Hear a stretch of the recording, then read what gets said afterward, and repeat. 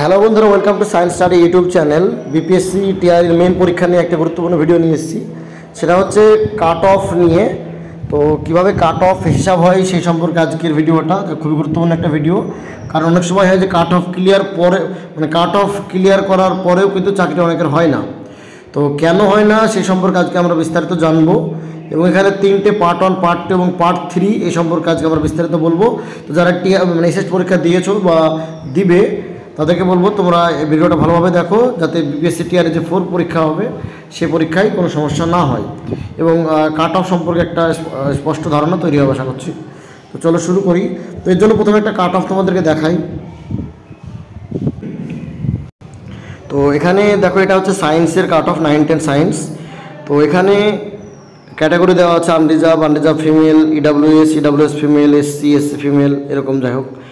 Cut off marks এখানে দেওয়া আছে 71। তো পার্ট 3 কাট অফ এটা একটু বলি আসলে, এবং ডিওবি সম্পর্কে একটু বলি। তো এখানে তিনটে পার্ট পরীক্ষা হয়, একটাই পরীক্ষা তিনটে পার্টে ভাগ থাকে। একটা হচ্ছে পার্ট 1।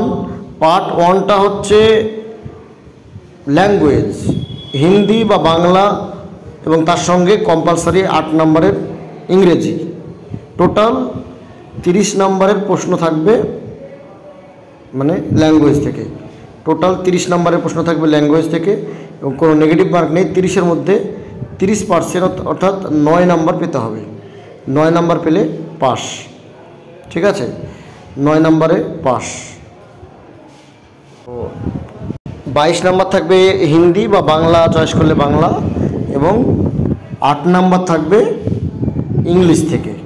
টোটাল 30-এর মধ্যে 9 পেতে হবে, তবেই পাস হবে।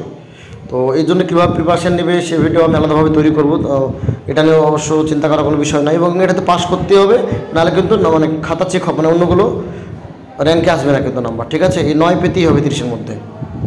নেক্সট যেটা হচ্ছে পার্ট 2, সেটা হচ্ছে জিকে জিএস। টোটাল পার্ট 2-তে 40 নম্বরের থাকবে, ঠিক আছে?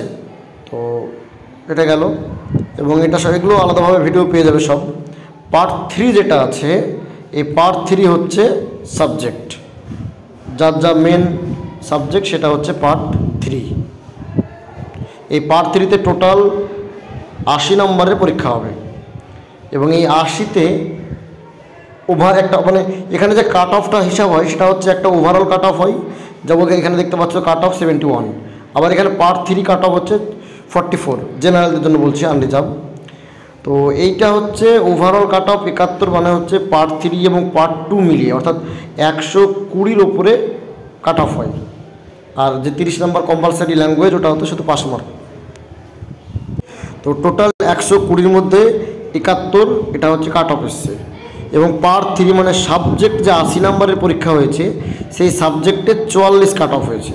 তো যদি এরকম হয় কেউ 71 পেল কিন্তু তার সাবজেক্টে 44 হয়নি, 43 হয়েছে, তাহলে কিন্তু সে জেনারেলে ক্যাটাগরিতে আসতে পারবে না, ঠিক আছে? এটা একটা গেল।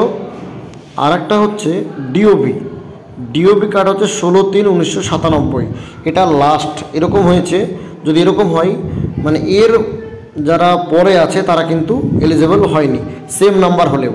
হয়তো এরকম হয়েছে 71 পেয়েছে, এখানে 44ও পেয়েছে, কিন্তু তার ডিওবি 16/3-এর পরে, হয়তো 96 বা 92 এরকম, বা 97 বলতে 2000 এরকম যদি হয়, তাহলে কিন্তু এলিজেবল হবে না, ঠিক আছে? তো এই জন্য এখানে কাট অফের ব্যাপারটা, যেখানে টোটাল একটা কাট অফ হয়, এবং পার্ট 3 সাবজেক্টের কাট অফ হয়, তার সঙ্গে ডিওবিরও ডেট অফ বার্থেরও কাট অফ হয়। তো এই হচ্ছে ব্যাপার।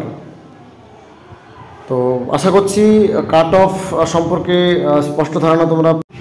আচ্ছা, কাট অফ নিয়ে আরও একটা কথা বলি, সেটা হচ্ছে ডিওবির ব্যাপারটা একটু ক্লিয়ার করে বলি।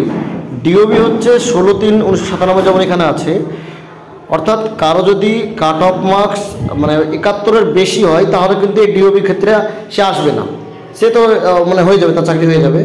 যদি এরকম হবে, ডিওবিটা কখন দেখবে যে 71 পেয়েছে, পার্ট 3-তে 44 পেয়েছে, তখন ডিওবি দেখবে যে দুজন ক্যান্ডিডেট যার ডিওবি একটু আগে পরে, তাদের ক্ষেত্রে কিন্তু ডিওবিটা দেখা হবে। বাদবাকি কিন্তু যদি বেশি নাম্বার হয়ে যায় তখন কিন্তু ডিওবি দেখবে না।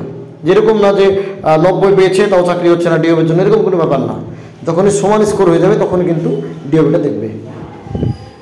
তো ভিডিওটাই দেখার জন্য ধন্যবাদ। এ পর্যন্ত আজকের ভিডিওটা ভালো লাগলে বন্ধুদের মধ্যে শেয়ার করতে পারো, চ্যানেলটা সাবস্ক্রাইব করতে পারো এবং কোনো জিজ্ঞাসা থাকলে টেলিগ্রাম চ্যানেলে যুক্ত হয়ে সেখানে জিজ্ঞাসা করতে পারো। আশা করছি উত্তর পেয়ে যাবে। ধন্যবাদ।